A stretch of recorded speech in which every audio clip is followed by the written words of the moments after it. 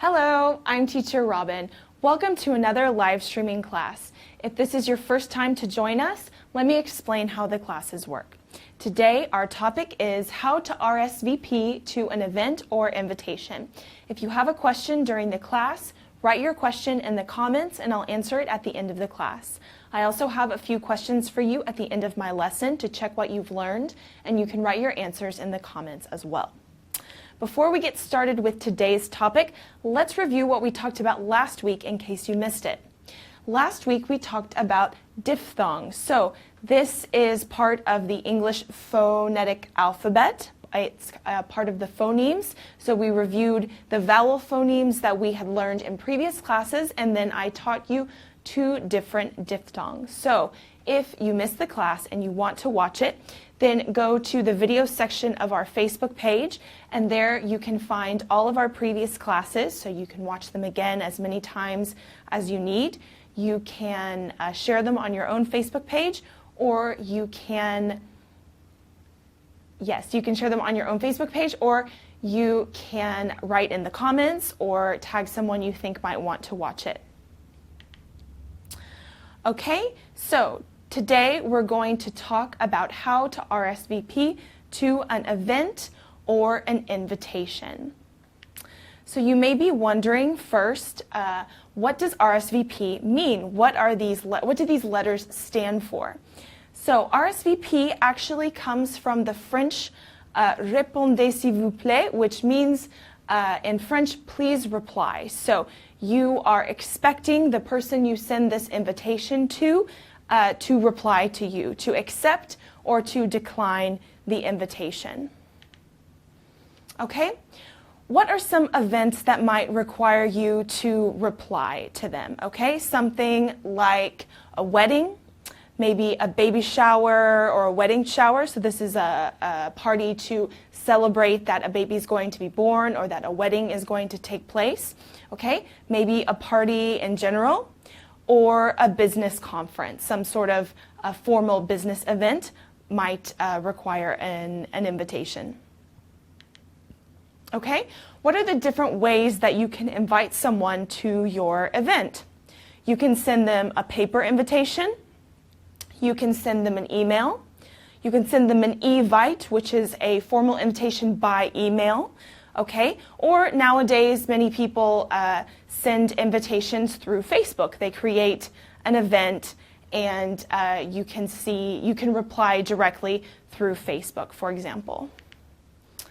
Okay, let's look at some different ways that we can reply to a formal invitation. I see that some people are already joining us. Aziz and Naji say hello, so that's great. Thanks for joining. Okay, so let's imagine that you are invited to an event, a wedding or a business conference, etc. Okay, so how would you reply to this kind of an invitation? Here's a couple of examples. Mr. and Mrs. Smith accept with pleasure your kind invitation for Saturday, the 7th of July. So here, the key is accept. Okay, so that means you are going to attend. Accept with pleasure the kind invitation, and then you say the date, when the event is taking place, in this case, the 7th of July. Okay, on the other hand, if you are not able to attend, then you should answer something like, thank you very much for the invitation. However, I will not be able to attend. So this is a nice way to say that you're not going to go. Okay, I will not be able to attend. All right, now let's look at a more informal kind of reply. So informal means if you're invited to a gathering with friends, people that you know, something that doesn't require you to be so formal. Here's another way that you can reply to them. So if it's positive, if you're going, you can say, I am happy to accept your invitation. Please let me know if I can bring something. So if this is a party, for example, you would ask if you can take something like something to drink, a bottle of wine, etc. Okay?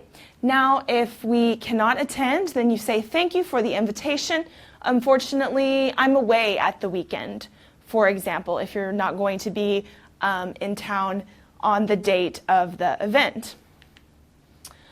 Okay, so now let's look at some phrasal verbs related to these kinds of events and invitations, okay?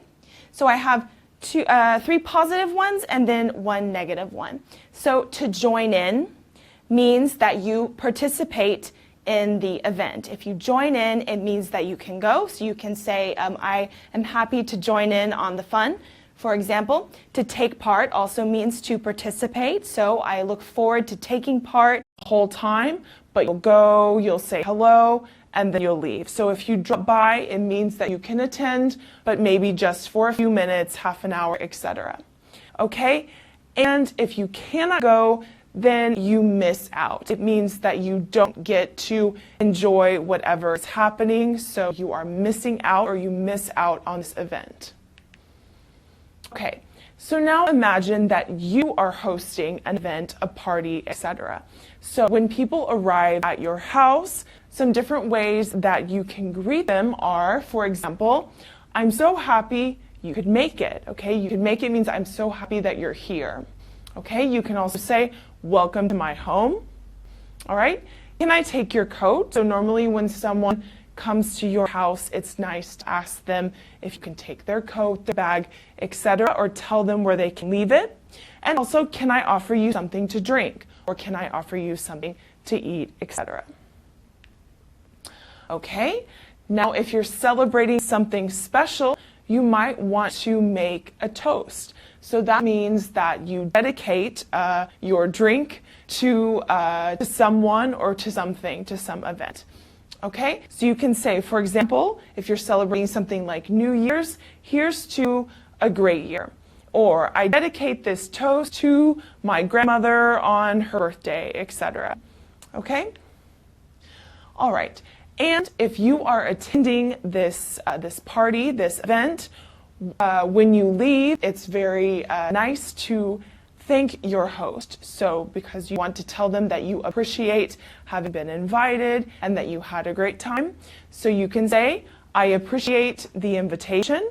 Okay, if you want to be more formal, I thoroughly enjoyed the conference, or I thoroughly enjoyed the seminar, which means I liked it very much. I had a lot of fun.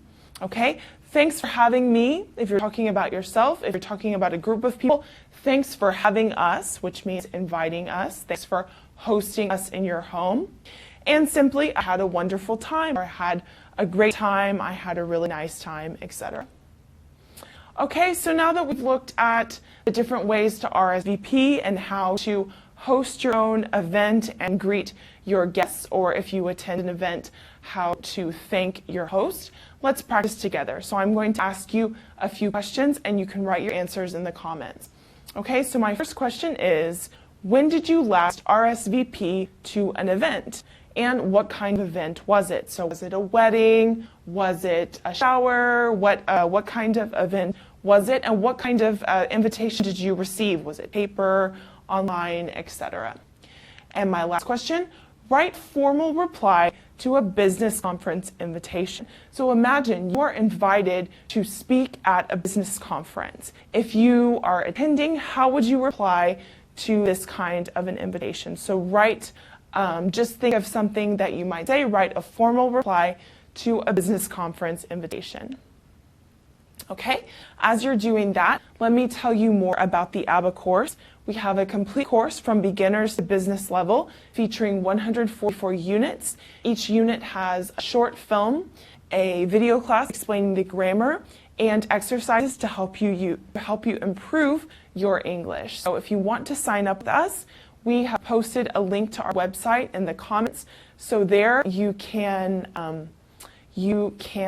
sign up first as a free student, and this way you will have access to all of the video classes as well as the first unit of each level. And then if you decide to go premium, you'll have access to all of the course content, and you'll be assigned a teacher like me who you can write to anytime you have a question. So if you study with our course, you can use your tablet, your PC, your Mac, or your smartphone, and your progress is saved on all of these devices. So it's a very flexible way to study anywhere and anytime. Okay, in addition to our course, we have lots of other resources that you can use for free, like our blog, which is our ABBA journal. Okay, here you can find articles about grammar, culture, English for business, English for travel. In the comments, we've posted some useful blog articles related to this topic today about RSVPs, invitations and events, etc. Okay, so you can find some good information there. On our Facebook page, we now do our live streaming classes twice a week, so you can find the calendar posted. That way you always know the date, the time, and the topic of each class. And then we also have a Twitter page and a YouTube channel. So there are lots and lots of resources for you to practice your English with us here at ABBA. All right, now let's see who's joining us today and what questions or comments do you have about the RSVP. Okay, Jan says, I dedicate this toast to my grandmother. Okay, great, so that's a good example. Someone said, I accept with pleasure your English class invitation. Okay, fantastic, very good example. All right, so as you are writing your answers, keep writing. And let me tell you about the next class. With Teacher Dell, you're going to talk about common pronunciation mistakes. So mistakes that many non-native speakers make when they are speaking English. So she's going to go through that list with you and give you some examples and kind of how to improve your pronunciation in general. Okay, so remember, in addition to our calendar that's posted on our Facebook page, you can also remind yourself about the classes by turning on your Facebook notifications. So that way you're reminded when we are live streaming. Okay, so if there are no more questions or comments for the time being, then I invite you to keep writing, and I'll be happy to get back to you later today, even if I didn't answer your question live. Please keep writing in the comments. I want to hear from you. I hope this class was useful, and I hope that you can join us next time when we talk about common pronunciation mistakes. So have a great rest of your day, and we'll see you soon. Bye!